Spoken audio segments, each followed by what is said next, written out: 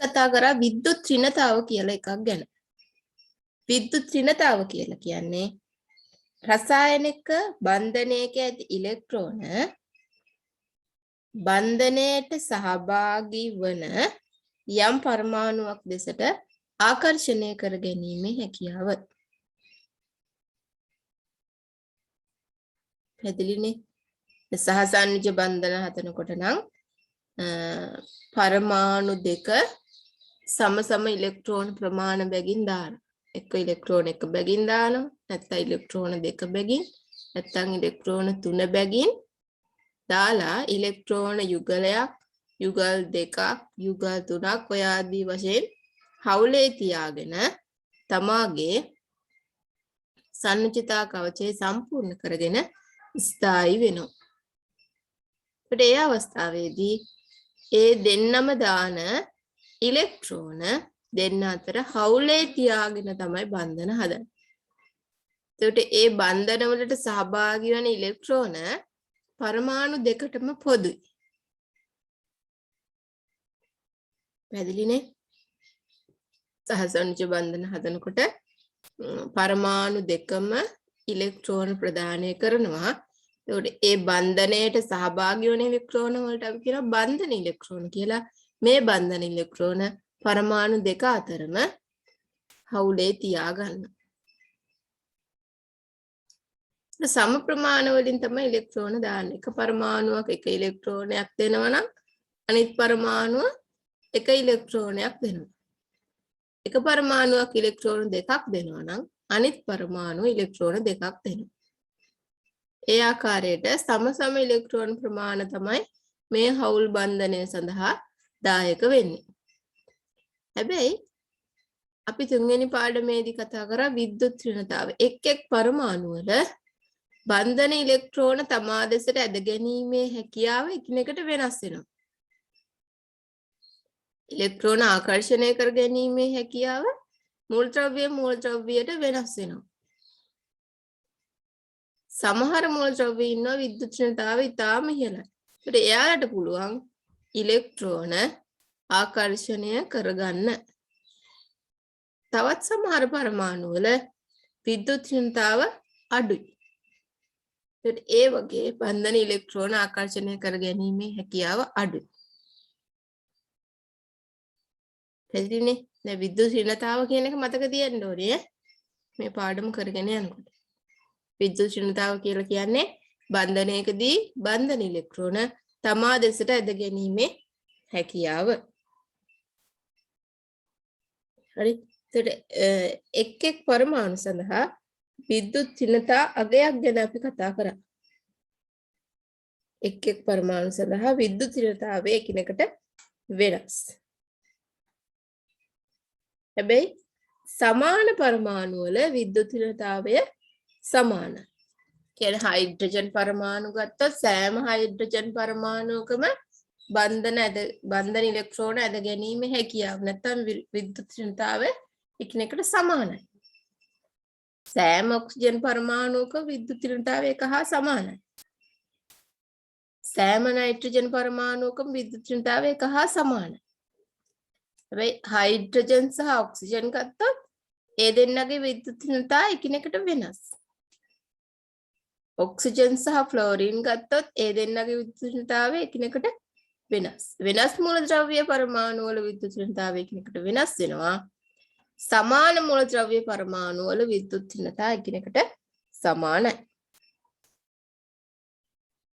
හරි. එතකොට අපි බලමු විද්‍යුත් ඍණතාවය සමාන මූල ද්‍රව්‍ය පරමාණු වලින් හැදෙන අණුවක් ගැන. සමාන මූල ද්‍රව්‍ය පරමාණු වලින් හැදෙන අණු තිබ්බා. ඒවට අපි කිව්වා සම පරමාණුක අණු කියලා. වෙනස් මූල ද්‍රව්‍ය පරමාණු වලින් හැදෙන අණුත් තියෙනවා. ඒවට කියනවා විෂම පරමාණුක අණු කියලා. හරි. ඒතර සමාන මූල ද්‍රව්‍ය පරමාණු වලින් හැදෙනවා හයිඩ්‍රජන් අණුව H2. මේකේ තියෙන්නේ හයිඩ්‍රජන් පරමාණු දෙකක්. Oxygen O2, nitrogen N2, F2, Cl2 ඔය වගේ සමාන මූලද්‍රව්‍ය පරමාණු වලින් හැදෙන සම පරමාණුක අණු තියෙනවා. එතකොට මේකේ තියෙන්නේ හයිඩ්‍රජන් අණුව ගත්තාම ඒකේ තියෙන්නේ හයිඩ්‍රජන් පරමාණු දෙකක්. එයාගේ ලියුස් ව්‍යුහය මේ වගේ එක හයිඩ්‍රජන් පරමාණුවකින් එක ඉලෙක්ට්‍රෝනයක් දෙනවා. අනිත් හයිඩ්‍රජන් පරමාණුවෙන් තවත් ඉලෙක්ට්‍රෝනයක් දෙනවා. ඒ ඉලෙක්ට්‍රෝන දෙක නැත්නම් ඉලෙක්ට්‍රෝන යුගලය හයිඩ්‍රජන් පරමාණු දෙක අතර හවුලේ තියාගෙන H2 කියන අණුව හදනවා. හරිද? දැන් මේකේ තියෙන්නේ හයිඩ්‍රජන් සම පරමාණුක අණුවක් හයිඩ්‍රජන්. සමාන පරමාණු දෙකක් තියෙන්නේ. හයිඩ්‍රජන් පරමාණු දෙකේම විද්‍යුත් ඍණතාවය එකිනෙකට සමානයි. ඉලෙක්ට්‍රෝන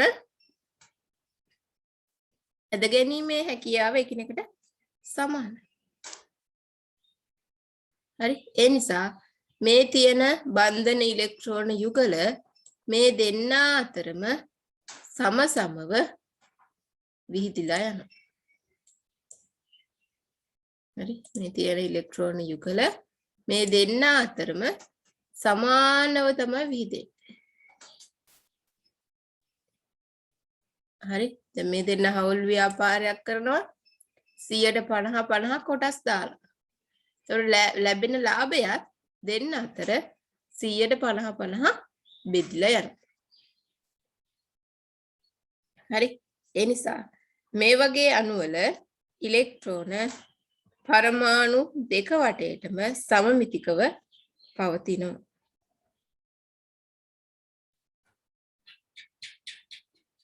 ඊළඟට අපි බලමු වෙනස් මූලද්‍රව්‍ය පරමාණු වලින් හැදෙන අණුවක්. අපි ගමු HF කියන එක, හයිඩ්‍රජන් ෆ්ලෝරයිඩ් කියන එක. විද්‍යුත් ඍණතාවයෙන් ඉහළම මූලද්‍රව්‍ය වෙන්නේ ෆ්ලෝරින්. හයිඩ්‍රජන් ෆ්ලෝරින් එක්ක බැඳිලා හයිඩ්‍රජන් ෆ්ලෝරයිඩ් කියන අණුව හදනවා. ඒතකොට මේකෙදි හයිඩ්‍රජන් වලින් එක ඉලෙක්ට්‍රෝනයක් දෙනවා, ෆ්ලෝරින් වලින් එක ඉලෙක්ට්‍රෝනයක් දෙනවා. ඒ ඉලෙක්ට්‍රෝන යුගල දෙන්න අතර හවුලේ තියා ගන්නවා. එතකොට මේ ෆ්ලෝරින් වටේට තව එකසර ඉලෙක්ට්‍රෝන යුගල් 3ක් ඉතුරු වෙනවා. ඒක මම දැනට අඳින්නේ නැහැ. එතකොට දැන් දෙන්න සමානව තමයි කොටස් දැම්මේ. 50% තමයි කොටස් දැම්මේ. හැබැයි හයිඩ්‍රජන් වලට වඩා ෆ්ලෝරින් ප්‍රබලයි. එයා වැඩිපුර තමා දෙසට ඉලෙක්ට්‍රෝන ඇද ගන්නවා. හයිඩ්‍රජන් වලට වඩා ෆ්ලෝරින්ගේ විද්‍යුත් ඍණතාවය වැඩි. ඒ නිසා මේ තියෙන බන්ධන ඉලෙක්ට්‍රෝන යුගල දෙන්න අතර අසමමිතිකව තමයි ව්‍යාප්ත වෙන්නේ. හයිඩ්‍රජන්ට දෙන්නේ පොඩ්ඩයි, ෆ්ලෝරින් ගොඩාක් ගන්න. හරි. මේ දෙන්න 50% කොටස් දාලා හවුල් ව්‍යාපාරයක් කරා. හැබැයි ෆ්ලෝරින් කියන එක්කිනා කපටි. ඒ නිසා ෆ්ලෝරින් මොකද කරන්නේ? ලැබෙන ලාභයෙන් වැඩි කොටසක් එයාට ගන්නවා. අඩු කොටසක් තමයි හයිඩ්‍රජන්ට යන්නේ. හරි නේද? එතකොට මෙන්න මේ හේතුව නිසා දැන් ඉලෙක්ට්‍රෝන නෙමේ ව්‍යාප්ත වෙන්නේ. ඉලෙක්ට්‍රෝන ඍණ ආරෝපිත. ඉලෙක්ට්‍රෝන කියන්නේ ඍණ ආරෝපිත අංශු වර්ගයක්. ඉලෙක්ට්‍රෝන ලබා ගැනීමෙන් හදන්නේ ඍණ ආයන. ඉලෙක්ට්‍රෝන පිට කිරීමෙන් හදන්නේ ධන ආයන. ඉලෙක්ට්‍රෝන ලබා ගන්නවා කියන්නේ තමන් සතු වන ඉලෙක්ට්‍රෝන ප්‍රමාණය වැඩි වෙනවා. ඒකට තමන් සතු වන ඍණ අංශු ප්‍රමාණය වැඩි වෙනවා. ඒ නිසා ඍණ ආරෝපණයක් එනවා. ඒකට දැන් මෙතන තියෙන බන්ධන ඉලෙක්ට්‍රෝන දෙකෙන් දැන් ඉලෙක්ට්‍රෝන යුගලයයි තියෙන්නේ. ඒකට ෆ්ලෝරින් යම් තරමක් තමා දෙසට ඉලෙක්ට්‍රෝන දෙක ඇද ගැනීමට බලනවා. ඒ නිසා ෆ්ලෝරින්ට කුඩා ධනාරෝපණයක් කුඩා ඍණාරෝපණයක් එනවා.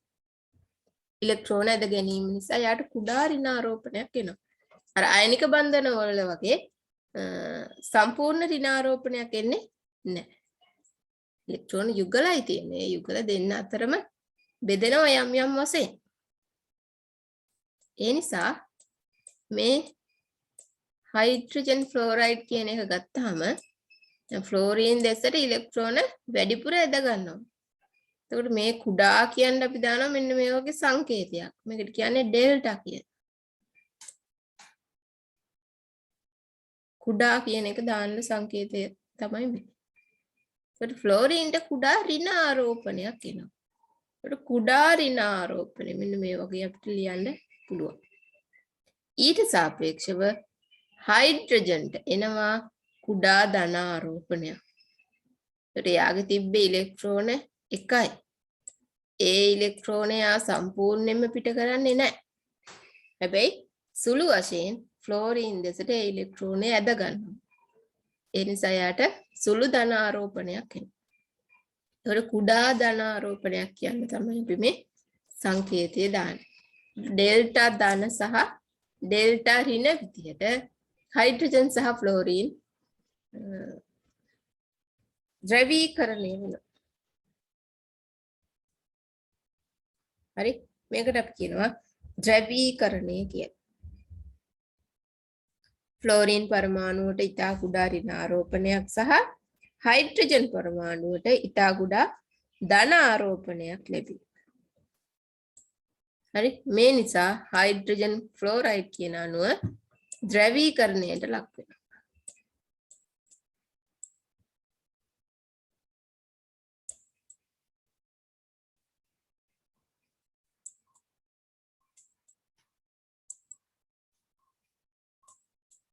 මේ විදිහට ද්‍රවීකරණය වන අණු වලට කියනවා ද්‍රවීය අණු කියලා. මේ විදිහට කුඩා ධනාරෝපණ සහ කුඩා ඍණාරෝපණ විදිහට පවතින අණු වලට කියනවා ද්‍රවීය අණු කියලා. හැබැයි දැන් මේ සමපරමාණුක අණු ගත්තොත් එයාලා මේ විදිහට ද්‍රවීකරණය වෙන්නේ නැහැ. ද්‍රවීය නොවන. ඒ නිසා එයාලට කියනවා නිර්ද්‍රවීය අණු කියලා. එයාලට කියනවා නිර්ද්‍රවීය අණු කියලා.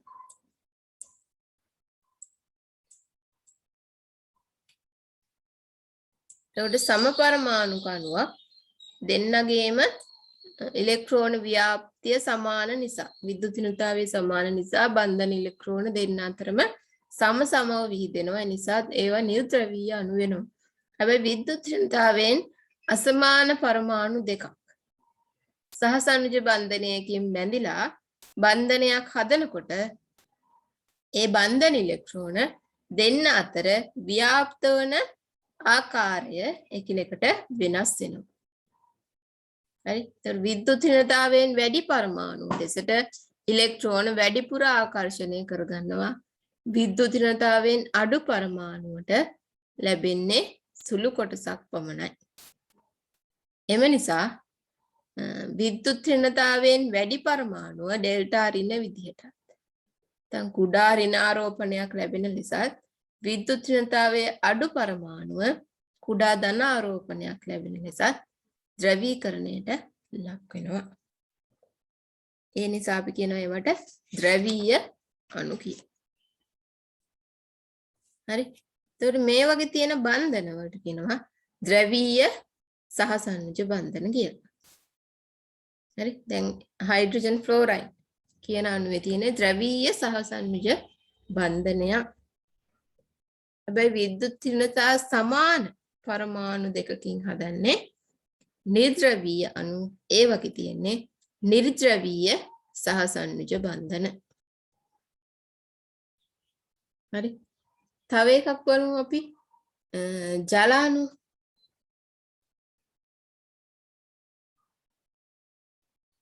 ජලය කියන්නේ H2O. ඒකේ තියෙන පරමාණු මොනවද?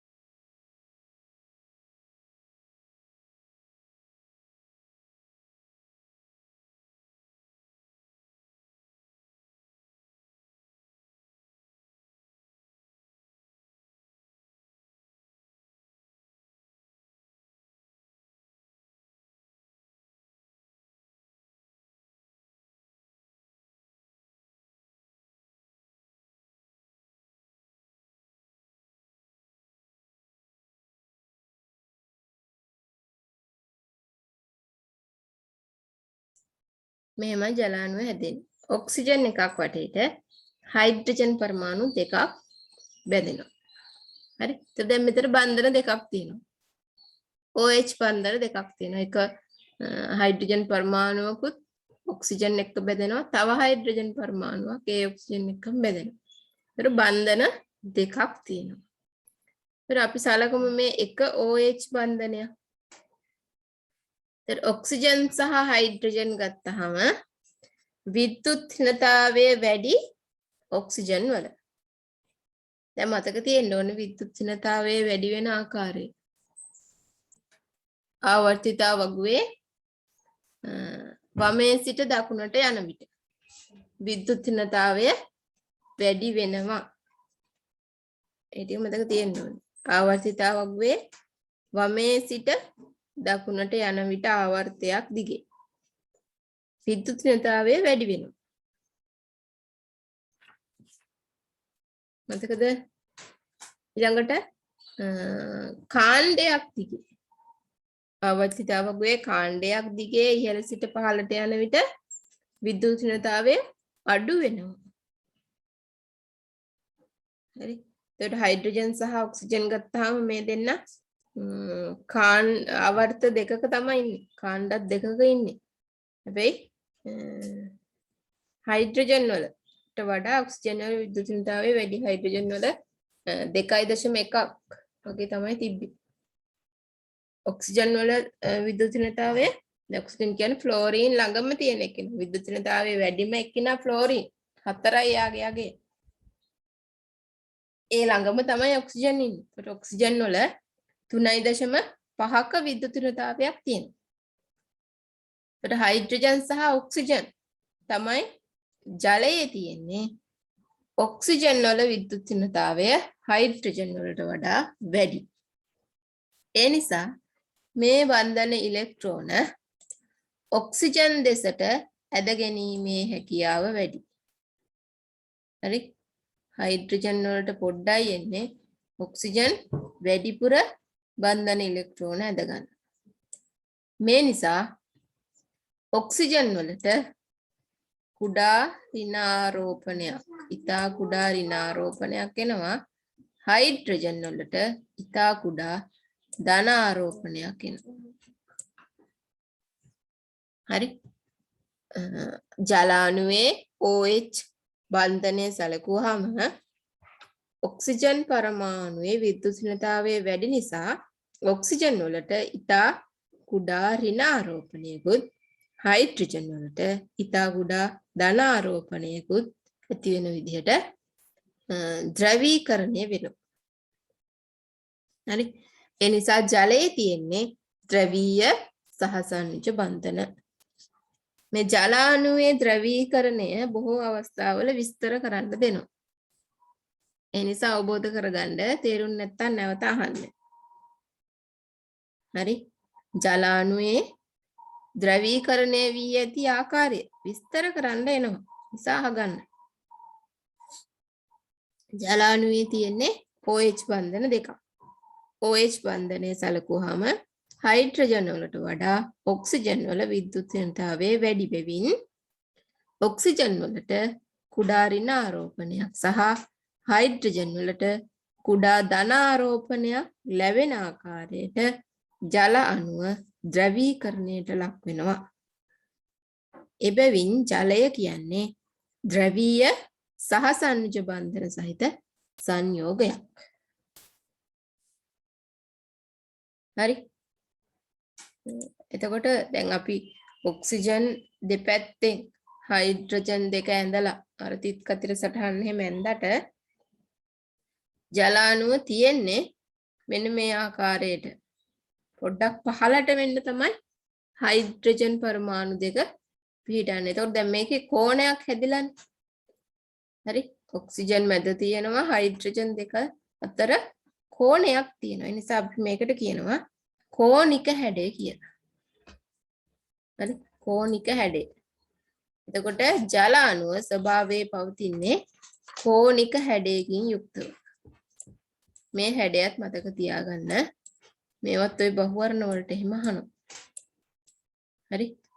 ජලයේ ස්වභාවය පවතින්නේ කෝණික හැඩයකින් යුක්තව. ජලයේ තියෙන්නේ කෝණික හැඩයක් ත්‍රිමාන අවකාශය තුල. හරි. එතකොට මේ OH බන්ධනය විතරක් නෙමෙයි අනිත් OH බන්ධනයත් ඒ ආකාරයටම ද්‍රවීකරණයට ලක් වෙනවා. එතකොට ඒකෙත් තියෙන්නේ ඔක්සිජන් සහ හයිඩ්‍රජන්.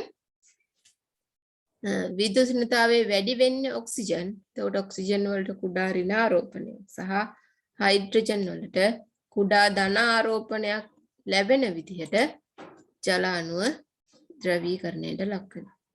කෝණික හැඩයක් තියෙන ඔක්සිජන් තියෙනවා. මේ විදිහට තමයි හයිඩ්‍රජන් දෙක පිහිටන්නේ.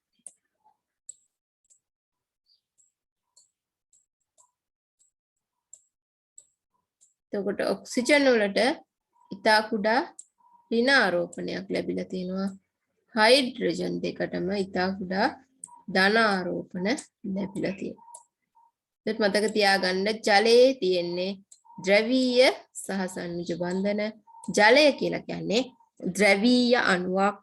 එය ස්වභාවයේ පවතින්නේ කෝණික හැඩයකින් යුක්තව. හරි කෝණික හැඩයකින් යුක්තව තමයි තියෙන්නේ. එතකොට දැන් ජලය කියන එක ගත්තාම ඔක්සිජන් තියෙනවා හයිඩ්‍රජන් දෙකක් තියෙනවා. එතකොට මේක ද්‍රවීය ආකාරයෙන් තියෙනවා. ඔක්සිජන් වල විද්‍යුත්නතාවය වැඩි නිසා එයාට කුඩා ඍණාරෝපණයක් ලැබිලා තියෙනවා. හයිඩ්‍රජන් වලට කුඩා ධන ආරෝපණ ලැබිලා තියෙනවා. ඒත් අපි දන්නවා දැන් ජලය ගත්තාම මේකේ තියෙන්නේ එක ජල අණුවක් නෙවෙයිනේ. ජල අණු ඉතා විශාල ප්‍රමාණයකින් තමයි ජලය හැදෙන්නේ. එතකොට මේ වගේම තවත් අණු ඉතා විශාල ප්‍රමාණයක් තියෙනවා.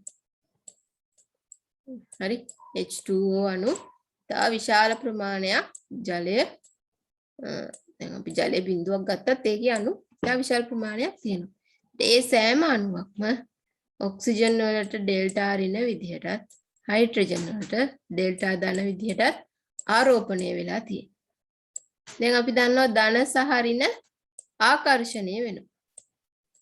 ධනයි ඍණයි ආකර්ෂණය වෙනවා. නේද? ඒ නිසා මේ හයිඩ්‍රජන් සහ ඔක්සිජන් මේ දෙන්න අතර ආකර්ෂණ බලයක් හටගන්නවා. ඒ කියන්නේ එක ජල අණුවක ඩෙල්ටා ධන ආරෝපිත හයිඩ්‍රජන් සහ යාබද ජල අණුවේ ඩෙල්ටා ඍණ ආරෝපිත ඔක්සිජන් අතර ආකර්ෂණ බල හටගන්නවා. හරි එක ජල අණුවක තියෙන කුඩා ධන ආරෝපණයක් සහිත හයිඩ්‍රජන් පරමාණු යාබද ජල අණුවේ කුඩා ඍණාරෝපණයක් දරන ඔක්සිජන් පරමාණු සමග ආකර්ෂණ බල ඇති කර ගන්නවා. අණු අතර ඇතිවන මේ වගේ ආකර්ෂණ වලට කියනවා අන්තර් අණුක ආකර්ෂණ නැත්නම් අන්තර් අණුක බන්ධන කියලා කියනවා. හරි අණු අතර කියන එක. අතර කියන්නේ අපි කියනවා අන්තර් කියලා. අණු අතර ඇතිවන ආකර්ෂණ බල අන්තර් අණුක ආකර්ෂණ බල නැත්නම් අන්තර් අණුක බල කියලා කියනවා. අන්තර් අණුක බන්ධන කියලා කියනවා. හරි අණු අතර අන්තර් අණුක. එතකොට හැදෙන්නේ කොහොමද? එක ජල අණුවක කුඩා ධනාරෝපණයක් සහිත හයිඩ්‍රජන් පරමාණුවක් යාබද ජල අණුවේ කුඩා ඍණාරෝපණයක් දරන ඔක්සිජන් පරමාණුවක් සමග ආකර්ෂණ බලයක් හට ගන්නවා. කියන්නේ ධනයි ඍණයි ආකර්ෂණය වෙන නිසා. එතකොට හැම එකක්ම මේ වගේ. දැන් මෙතන මේ හරිය තියෙන්න පුළුවන් තව ඔක්සිජන් පරමාණු. ජල අණුවක්. හරි. එතකොට ඒවා අතරත් ආකර්ෂණ බල ඇති වෙනවා. මේ විදිහට සියලුම ජල අණු එකට ආකර්ෂණය වෙලා එකට බැඳිලා තමයි තියෙන්නේ. හරි. සෑම ජල අණුවක්ම එකට බැඳිලා තියෙනවා. හරි මේව සහසන්නිජ බන්ධන වුණාට මෙන්න මේ අන්තර් අණුක ආකර්ෂණ බල නිසා විශේෂිත ගුණාංග ලැබිලා තියෙනවා ජලයට. හරි මේ විදිහට පවතින අන්තර් අණුක ආකර්ෂණ බල නිසා ජලය සතු වන විශේෂිත ගුණාංග කීපයක් තියෙනවා. ඒ කියන්නේ මේවා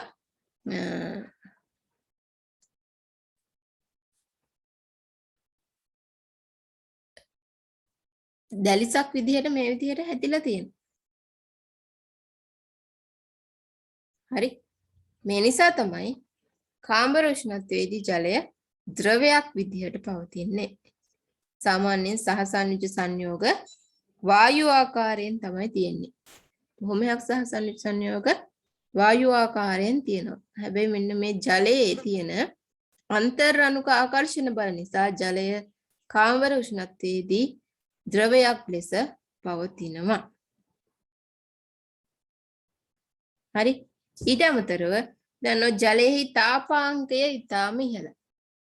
තාපාංකය කියලා කියන්නේ ද්‍රවයක් වායුවක් බවට පත්වන උෂ්ණත්වය. කියන්නේ ජලය නම් හිමාලයේ බවට පත්වන උෂ්ණත්වය සෙල්සියස් අංශක 100යි. හරි ඒතර සෙල්සියස් අංශක 100ක තරම් ඉහළ තාපාංකයක් ජලයේ සතු වෙන්නේ මෙන්න මේ කියන අන්තර් අණුක ආකර්ෂණ බල නිසා. ඊළඟට ජලයට තියෙනවා ඉහළ විශිෂ්ට තාප ධාරිතාවයක්. ජලයට ඉහළ විශිෂ්ට තාප ධාරිතාවක් තියෙනවා. ඒතර මේ විශිෂ්ට තාප ධාරිතාව කියන එක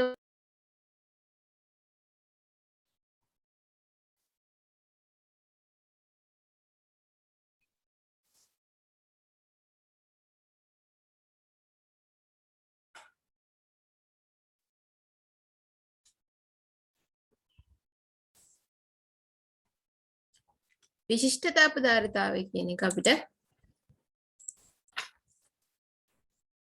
11 අවසරට ගියාම තියෙනවා වැඩිපුර අධ්‍යයනය කරන්න. හරි දැනට මතක තියාගන්න ජලයට ඉතා ඉහළ විශිෂ්ට තාප ධාරිතාවයක් තියෙනවා කියන එක. ඊළඟට අයිස් වලට වඩා ඉහළ ඝනත්වයක් ජලයේ සතු වෙනවා. අයිස් වලට වඩා ඉහළ ඝනත්වයක් ජලයේ සතු වෙනවා. මෙන්න මේ කියන ගුණාංග ජලයට ලැබෙන්නේ ජලයේ සතු වන අන්තර් අණුක ආකර්ෂණ බල නිසා. හරි කාම්බර උෂ්ණත්වයේදී ජලය ද්‍රවයක් ලෙස පවතිනවා. ජලයේ තාපාංකය ඉහළ අගයක් ගන්නවා. ජලයට ඉහළ විශිෂ්ට තාප ධාරිතාවයක් පවතිනවා. අයිස් වලට වඩා ඉහළ ඝනත්වයක් ජලයේ සතු වෙනවා. ජලාණු අතර තියෙන අන්තර් අණුක ආකර්ෂණ බල නිසා තමයි මේ කියන ගුණාංග ජලයේ සතු වෙන්නේ. හරි. ඒතර මේවා මේ වගේ දැන් හයිඩ්‍රජන් තමයි තියෙන්නේ. ඒ නිසා